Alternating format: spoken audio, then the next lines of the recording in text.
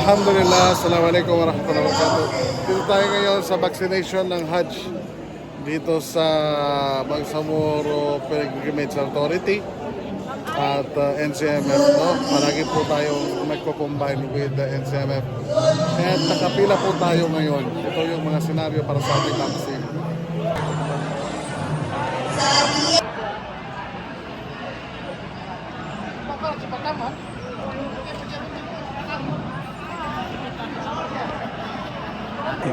So, nandito na tayo sa step 2. Dito na verify yung ating mga papers.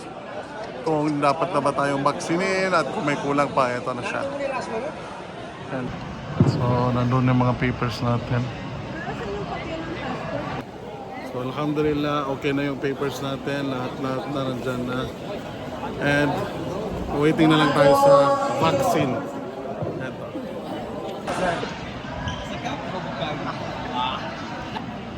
Yan yung ano natin, patay natin na commander pa. Yan.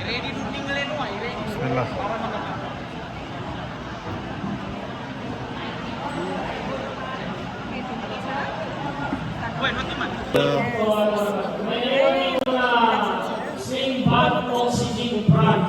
Sir, wag kami dito para maganda sa video.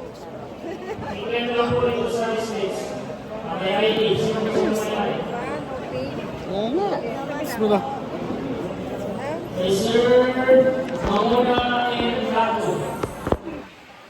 Bismillah, bismillah, bismillah.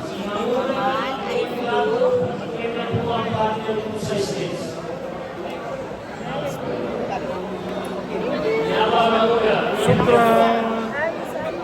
Syukran po. Salamat po. Alhamdulillah. Okay na, okay na. Alhamdulillah, tapos na po tayong mabaksin. At medyo alhamdulillah, hindi naman siya masakit.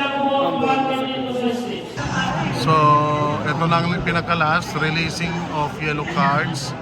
Lahat po ng magpupunta or magsasagawa ng Hajj ay kailangan po nitong yellow card sapagkat dito po mapapatunayan na vaccinated ka ng meningo at saka flu. Meningococcinia and flu. So yan. January.